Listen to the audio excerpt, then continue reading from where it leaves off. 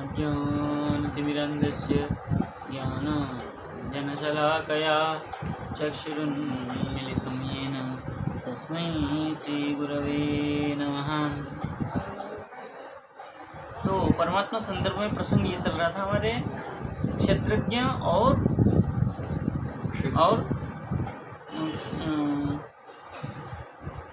क्षेत्रज्ञात्मक पुरुष मतलब जीव। परमात्मा क्षेत्र और क्षेत्रज्ञ के ऊपर में विचार चल रहा था।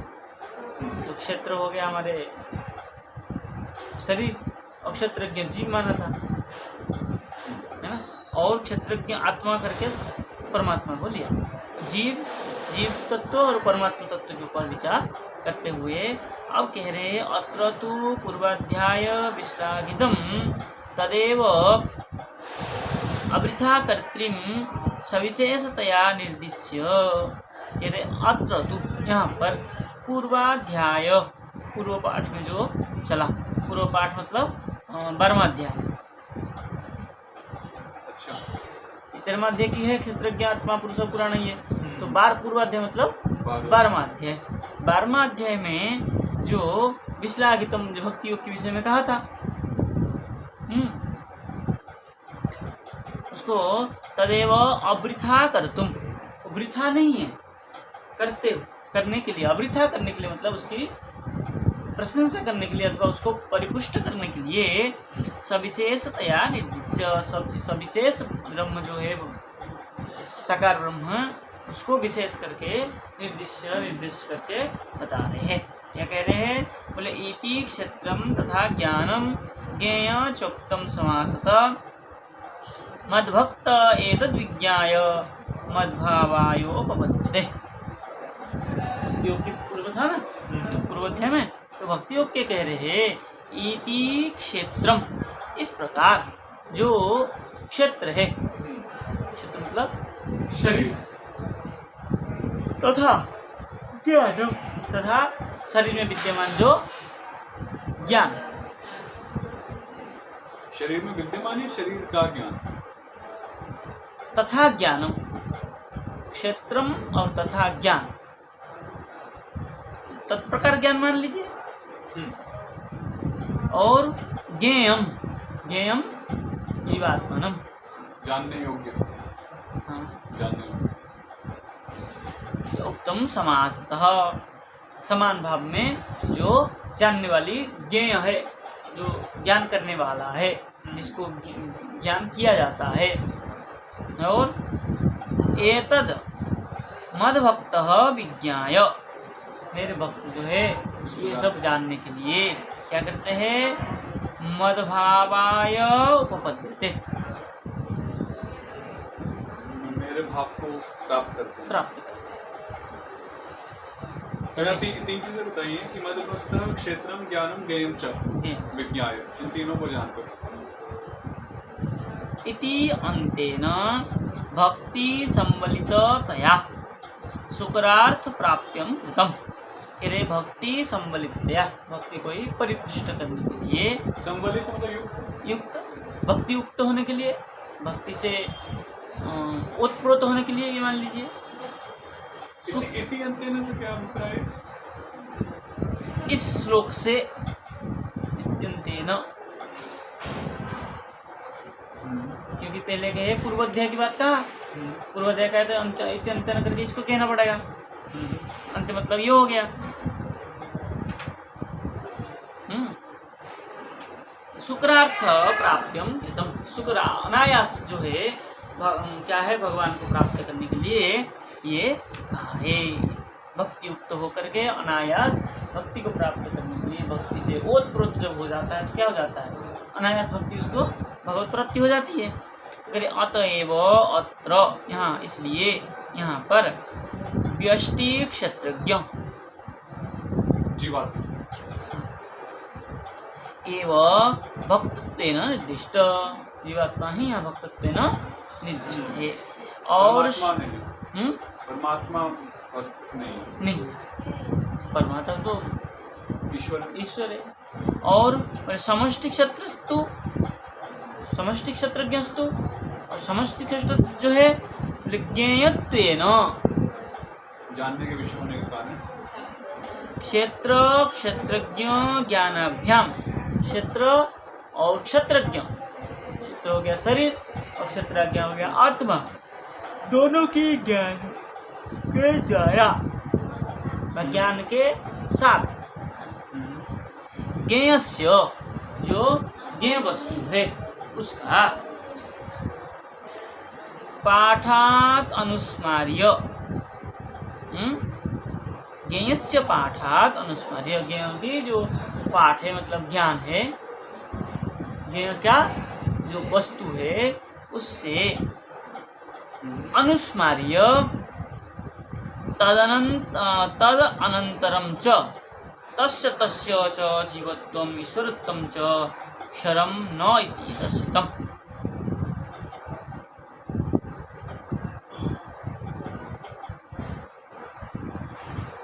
वो जो ज्ञान है कभी नष्ट नहीं होता है। कौन सा ज्ञान? बोले जब ये पाठ का क्या करते हम अनुस्मरण करते हैं, अनुस्मार्य, अनुस्मरण करने के बाद में तदनंतरम उसके बाद में क्या करते हैं, तस्य तस्य तस्य करके जीवस्य, तस्य करके परमात्मा न हो, बोले जीवत्वम ईश्वरत्वम च क्षरम न, बोले जीवत्व, जीव में जो जीवत्व है और ईश्वर में जो ईश्वरत्व है, परमात्मत्व है, वो क्षरम न, कभी क्षर नहीं होता है, कभी नष्ट नहीं होता है, इति दर्शितम, इस प्रकार दिखाया गया। उसमें उस वाले में देखेंगे पाठा भी है क्या? पाठा थोड़ा दूसरा लगेगा, ज्ञेय से पाठा, हाँ, पाठा तो अनुस्मर्य। तो यहाँ जो बोले तस्य तस्य च जीवत्वम ईश्वरत्वम च क्षरम न इति, तो यहाँ तस्य तस्य मतलब जीवस्य ईश्वरस्य। तो अगर देखा जाए जो तत्व संदर्भ में परिच्छेद वो जो दो बार बताए थे उसमें उपाधि स्वरूप बताया था जीव और ईश्वर, और यहाँ उसी पे नहीं, वो ईश्वर को उपाधि से बताया तो वो उनकी मत में, हाँ हमारा नहीं है, उनका है। तो देखा जाए तो एक खंडन ही हो गया, क्योंकि यहाँ बोल रहे हैं कि तस्य तस्य उनका वो कभी क्षय नहीं होता, नहीं, वहाँ तो उपाधि क्षय होता है उन लोग की मत में। हाँ, पर हमारे वैष्णव नहीं होता है ना, कोई वैष्णव मत में जीव का ईश्वर क्षय नहीं होता, वही बात यहाँ बोल रहे हैं। केवल अद्वैत मत में ही होता, जीव और ईश्वर नष्ट होते हैं और ब्रह्म बनते हैं, वो उनकी यहाँ है। कोई वैष्णव मत में, न्याय मत में, किसी मत में नहीं। अद्वैत यहाँ भी जीव नष्ट होता है, जीव तो नहीं नष्ट नहीं होता, जीव भाव नष्ट, उपाधि नष्ट होता है, वो ब्रह्म हो जाता है।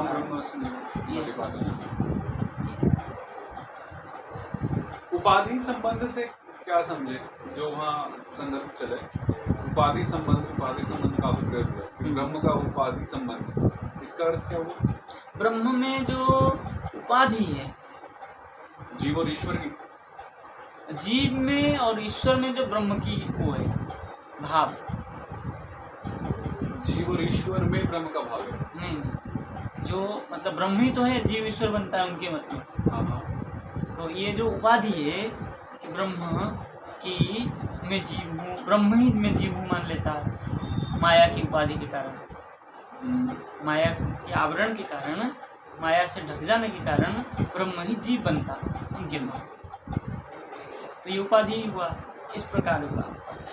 उपाधि का मतलब होता है जो नहीं है वो आरोपित करना, होने पर भी आरोपित होता है। जैसे उदाहरण स्वरूप लीजिए कि मैं क्या है, भक्त हूँ, भाई भक्ति तो है थोड़ा बहुत भक्ति, मैं ब्राह्मण हूँ, मैं वैष्णव हूँ, इस प्रकार से उपाधि लेते हैं हम लोग, स्वयं को मानते हैं, भाई वो गुण तो है, उपाधि तो है।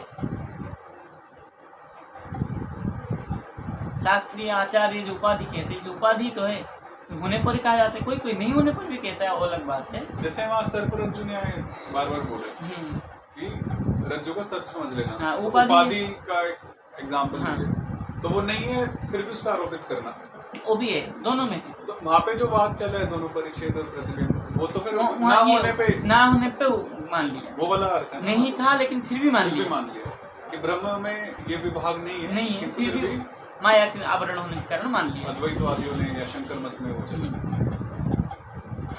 वहाँ उपाधि का तात्पर्य वहाँ है, लेकिन उपाधि इसको भी उपाधि कहा जाता है होने पर भी। हाँ ठीक है, उपाधि एक आवरण ही है। आवरण है। ये घर कल पीला कलर का है, कल लाल भी हो सकता है। मतलब स्वरूप लक्षण नहीं है, वो हमेशा रहने वाली चीज नहीं। है। आज किसी को भक्त कहते हैं हम, कुछ गलती कहने पर पाखंडी कहते हैं। सही बात है। आज हम देख रहे थे, अरे अच्छे भक्त हैं, कल हम देखते हैं कि ये भगवान को छोड़ करके और कहीं गति हो गई। उदाहरण स्वरूप अजामिल को ले लीजिए, शास्त्र। अजामिल एक दिन भक्त था और एक दिन क्या हुआ, वेश्या के संगत होने से अभक्त हो गया। तो ये भक्त उपाधि था उसका, लेकिन कुछ दिन बाद तो वो नष्ट हो गया, पुनः प्राप्त कर लिया उसने। तो ये उपाधि। चलिए,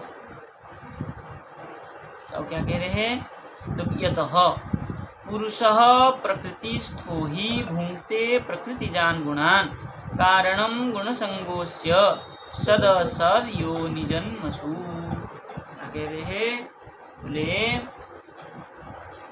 प्रकृतिस्थो पुरुषः, प्रकृति में स्थित जो पुरुष है, सांख्य मत के जैसा कह रहे हैं, और प्रकृतिजान गुणान भुङ्क्ते, प्रकृतिजान प्रकृति से जो उत्पन्न हुआ, प्रकृति है जायते इति प्रकृति ज, उस प्रकृति से प्रकृति क्या है, गुणान, प्रकृति का गुणों को,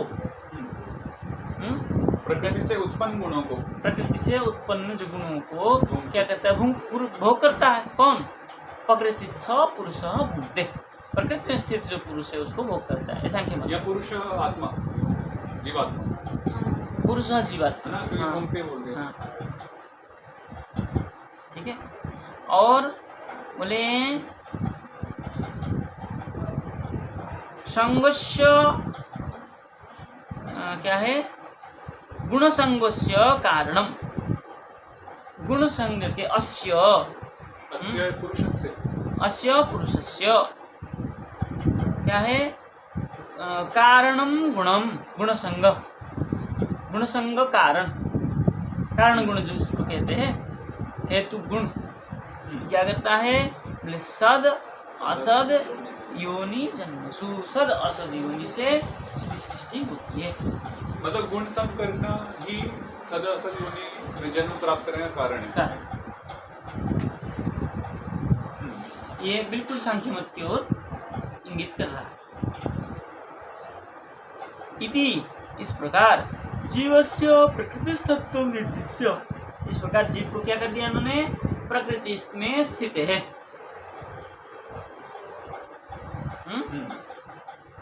यहाँ प्रकृतिस्थत्व कहने से ये समझ लेना पड़ेगा कि शरीरस्थ, शरीर प्रकृति है तो शरीर में स्थित है, ऐसा निर्दिष्ट कर दिया इस श्लोक के अनुसार, संख्या मत के अनुसार। तो कह रहे हैं स्वतः तस्य अप्राकृतत्व दर्शनया, स्वतः ही उसका जीव का, पुरुष का अप्राकृत दर्शनया, अपराध दिखाते हुए स्फुटम एव अक्षरत्वम ज्ञापितम, ये जो पूर्व पाठ में कहा कि जीवत्व ईश्वरत्वम च अक्षरम न, अक्षर नष्ट नहीं होता है, उसी को कह रहे हैं। क्या है, जीव जो है प्रकृति में स्थित है, शरीर में है, क्या कर दिया, स्वतः ही अप्राकृतत्व दर्शनया, जीव जो है प्राकृत नहीं है, अपराकृत है, वो दिखाया पहले, क्योंकि वो अक्षरत्वम ज्ञापितम, अक्षर अक्षर, जब अक्षर ज्ञापन कर दिया तो फिर जीव के क्या प्रकृतिस्थ कहने से क्या हो गया, प्रकृति में स्थित ऐसे कहा तो उसमें उसका अक्षरत्व का कोई नाश नहीं हुआ। ठीक है ना। अब कह रहे हैं बोले उपद्रष्टानुमंता च भर्ता भोक्ता महेश्वरः परमात्मेति चाप्युक्त देहेस्मिन् पुरुषः परः। क्या कह रहे हैं, महेश्वरः अनुमंता भर्ता भोक्ता च उपद्रष्टा। बोले उपद्रष्टा, अनुमंता, भर्ता और भोक्ता। महेश्वर महान जसवेश्वर महेश्वर परमेश्वर परमात्मा। परमात्मा जो है कैसा है? बोले उपद्रष्टा है, उपदेश देने वाला, और अनुमंता। अनुमंता कहने का तात्पर्य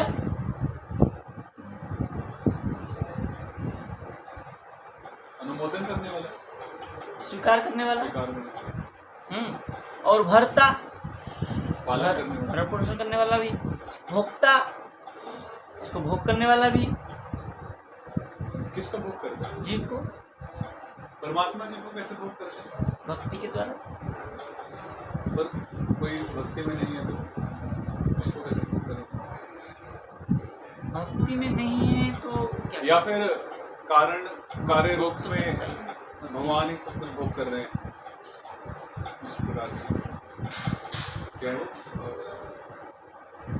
मतलब छठे अध्याय का आखिरी श्लोक गीता, शांति मिलती सर्वभूता, सभी यज्ञों का भोक्ता मैं हूँ। सारे कर्म सूर्यतम सर्वभूता नाम ज्ञाता हूँ, उसकी पहली है।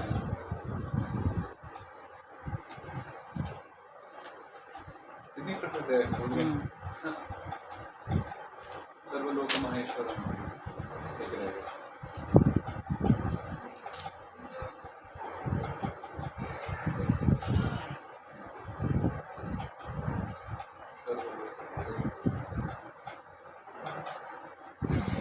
क्या हो गया कि परमात्मा ही सब कुछ हमारे भोक्ता है। और बोले परमात्मा इति च अपि उक्तः, परमात्मा ही क्या है? ये सब है, ऐसा कहा है। बोले देह अस्मिन् देहे परः पुरुषः परमात्मा इति च उक्तः, हमारे शरीर में परम पुरुष जो परमात्मा ही क्या है? पर पुरुष परमात्मा ही युक्त है, इसलिए हमारा शरीर को भी वही भोग करते हैं। इसलिए कह रहे इति जीवात् परत्वेन निर्दिष्टस्य, जीव से जो परत्व श्रेष्ठ है वो क्या कौन है? बोले परमात्माख्य पुरुषस्य तु कौमुत क्या है? कैमुत्येन एव दर्शितम, कैमुत्य के न्याय से ये दिखाया गया है। अब कह रहे द्वाविमो पुरुषो लोके क्षरश्चाक्षर एव च क्षर सर्वाणि भूतानि कुटस्थोक्षर उच्यते, ये तो स्पष्ट है। बोले इमो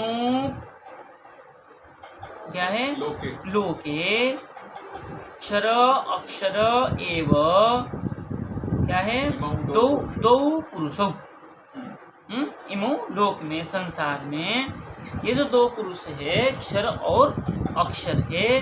बोले क्षर सर्वाणि भूतानि, सकल भूत से प्रकृति है वो अक्षर है। और अक्षर जो है, अक्षर कूटस्थ उच्यते, जो स्थित है वो अक्षर है, वो परमात्मा है। ये इंटरेस्टिंग है, क्षर सर्वाणि भूतानि एक साथ है, तो फिर भी सर्वाणि भूतानि बहुवचन है और क्षर एक वचन है। सर्वाणि भूतानि क्षरः है तो एक साथ ही हो। क्षराणि उच्यते, मतलब वैसे क्षराणी होना चाहिए था, पर क्योंकि ऊपर क्षर और अक्षर ले लिया तो नीचे उसी कोई ये तो है ना। कूटस्थ अक्षर तो ठीक है यहाँ पर थोड़ा सा तो अक्षरः कूटस्थ अक्षर उच्यते, जो कूटस्थ है परमात्मा है वो अक्षर है, जो स्थित है। कूट की कोई परिभाषा या लक्षण है? कूट स्थिर, कूट के अर्थ है स्थिर है। स्थिर, क्योंकि भक्ति के सामने सिंधु में जो चार आए हैं, अपरारब्ध, कूट, बीज, अपरारब्ध और प्रारब्ध, वहाँ पर भी कूट है, वहाँ पर भी स्थिर है। स्थिर अर्थ ना, जो चलायमान नहीं है। नहीं है।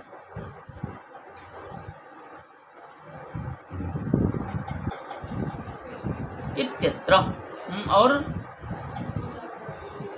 उत्तम उत्तमः पुरुषस्तु अन्यः परमात्मेति उदाहृतः यो लोकोत्रयमाविश्य विभर्त्यव्यनेश्वर। अब देखिए, बोले उत्तम पुरुष तो अन्य, जो उत्तम पुरुष है वो इनसे भिन्न है और उसको परमात्मा इति उदाहरित, उसी को ही परमात्मा ऐसा कहा गया है जो उत्तम पुरुष है। और यह लोकत्रयम आविश्य, जो तीनों लोक में भूर्भुवः स्वः, तीनों लोक कह रहे हैं तो 14 भुवन ही कह सकते हैं, लेकिन तीनों भूर्भुवः स्वः जो है इसमें प्रसिद्ध है, इसलिए तीनों लोक में आविश्य और अव्ययः ईश्वरः विभक्ति, और अव्यय ईश्वर में क्या क्या करते हैं, लोकत्रयम विभर्ति, विभक्ति पालन पोषण करते हैं। भूर्भुवः स्वः, स्वः तो स्वर्ग, भू मतलब पृथ्वी, भू मतलब पृथ्वी और भूवः हम जो विचरण करते हैं, तो भू और भूवः सेम हो गया। सेम कैसे हो गया? भूर्भुवः स्वः, पहला भू ये जमीन, धरती और दूसरा भूवः, हुआ उसके बाद में जो है मतलब धरती और स्वर्ग के बीच में। तो इसमें पाताल नीचे वाले लोग नहीं लिए क्या भूर्भुवः स्वः में? नहीं, वो तो अतल वितल सुतल महातल तल महारसातल पाताल ऐसे करके वो नीचे। तो भूर्भुवः स्वः से ऊपर के धरती और फिर और स्वर्ग, तो भूवः मतलब आकाश मंडल हो गया क्या? भूवः शब्द से मट्टी से लेकर के स्वर्ग तक जो लेयर है उसको भुआ कहते हैं। और भू तो मट्टी तक ही सीमित हो गया। ऐसा है।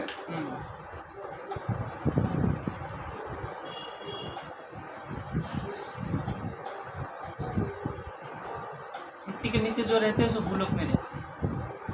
तो हम भू में है भूवा में? हम भूवा में। भूवा में और हम बोलते हैं भूलोकेश, भूलोक में रहते हैं। भूवी, हाँ, भुवन के ऊपर रहते हैं।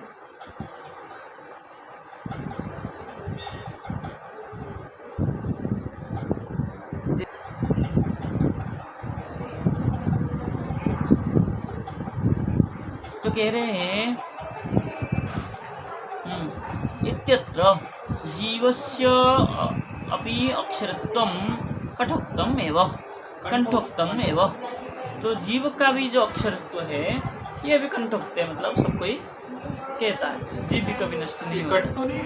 नहीं कंठोक्त है, कंठोक्त जीव भी अक्षर ही माना जाता है भाई। जीव तो क्या है, सब बोलते हैं, सब मानते ही है, वहाँ भी तो लिखा है गीता में ही।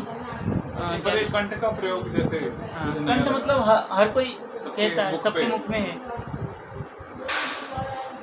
न दहती न शुष्यते, कहा ही है। कह रहे हैं तत्र उपदेष्टा परम साक्षी, और वहाँ जो उपदेष्टा है परम साक्षी रूप में भी है। और अनुमंता तत्त कर्मानुरूप प्रवर्तक, अनुमोदित करने वाला कौन है? बोले तत्त कर्म को अनुरूप प्रवर्तक भी है। और भर्ता पोषक, भर्ता जो क्या है पोषक है। बोले भोक्ता, बोले पालयिता, पूजा पालन है। पालयिता ले लिया, जो पालन करते हैं। पालन तो करते ही है, ठीक है नहीं? लेकिन पालयिता पोषककर्ता में तो कोई फर्क नहीं है। इसमें पोषक में हाँ, पोषण करना और पालन करना। पता नहीं भोक्ता को पालयिता कैसे ले लिया? लिए महेश्वर महेश्वर है, बोले सर्वाधिकर्ता, सर्व अधिकर्ता परमात्मा सर्व अंतर्यामी व्याख्येयम, सर्व सबके अधिकर्ता है, ठीक है नहीं?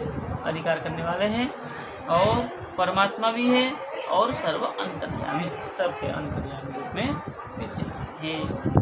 उत्तर पद्यस्तु कूटस्थ, उत्तर दूसरे श्लोक में जो कहा है कूटस्थ अक्षर उच्यते, बोले कूटस्थ बोले एक रूपतया तू यह काल व्यापी ऐसा कूटस्थ। कूटस्थ का अर्थ कर लिया इन्होंने कि एक रूपतया तू यह कालव्यापी अनेक चिरकाल तक जो एक जैसा रहता है उसको कूटस्थ कहा। उदाहरण सही बैठ गया, है ना। बोले इति अमरकोशात अवगतार्थ, इस प्रकार अमरकोश से अवगत हुआ है कूटस्थ का अर्थ तो चिरकाल तक, चिरकाल मतलब काल अनेक काल व्यापी, तो क्या करता है एक जैसा रहता है उसको कूटस्थ कहा है। असौ शुद्ध जीव एवं, इस प्रकार शुद्ध जीव भी जो है दीर्घ काल तक एक जैसा ही रहता है। और उत्तम पुरुषस्तु अन्य, और उत्तम पुरुष उसके अन्य है महापरम पुरुष है परमात्मा। इति उत्तरात्, बोले तदेवम् अत्रापि, उसी प्रकार यहाँ पर क्षेत्र क्षेत्रज्ञ सर्वक्षेत्रज्ञ उक्तः। क्षेत्र हो गया प्रकृति, क्षेत्र हो गया क्षेत्रज्ञ हो गया जीव, और सर्वक्षेत्रज्ञ इति परमात्मा परमेश्वर। अत्र च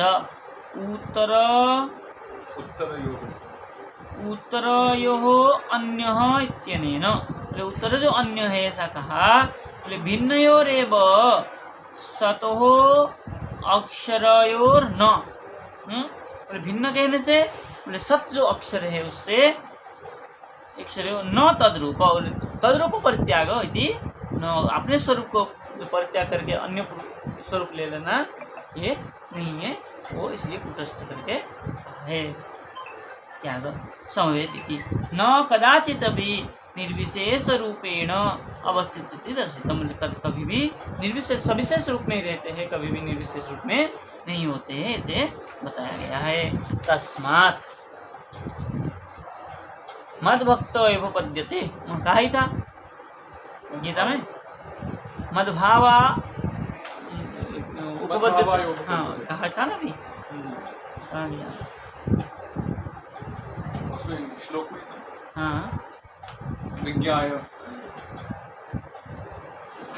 मद्भक्त एतद् विज्ञाय मद्भाव उपपद्यते, मद्भाव उपपद्यते इति इसलिए कहा है, इसलिए मेरे भाव को प्राप्त होता है।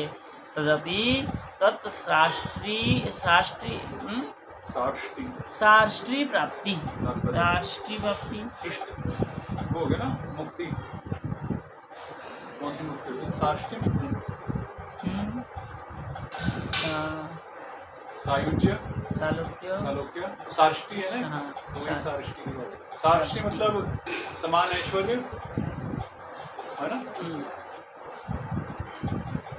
तत्सृष्टि, उसी का सृष्टि।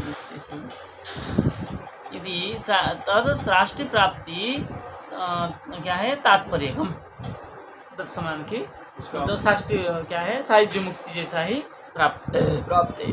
तदेवं द्वयोः अक्षरत्वेन साम्यपि, बोले इसलिए दोनों का अक्षरत्वेन समान हो गया। साम्यपि बोले जीवस्य हीनशक्तित्वात् प्रकृतित्व क्या है प्रकृत्याविष्टस्य, बोले हीनशक्ति क्यों, बोले प्रकृति में मोहित हो जाता है, आविष्ट हो जाता है। और तन निवृत्ति अर्थम ईश्वर एवं भजनीय, उससे निवृत्त होने के लिए ईश्वर का ही भजन करना चाहिए। ज्ञेय इति भाव, उसे ही जानना चाहिए। इसलिए मद्भाव उपपद्यते, मेरे भाव को प्राप्त करने के लिए क्या करना पड़ेगा कि जीव जो है ईश्वर का ही भजनीय, ईश्वर का ही भजन करना चाहिए। ये उन्होंने सिद्धांत वाक्य को जाकर लास्ट में कह दिए। ठीक है, आगे जाके कहेंगे, क्या कहेंगे, तस्मात् इदं शरीरम पुनः इसकी शरीर के विषय में विचार करने पड़ेंगे। ठीक, आगे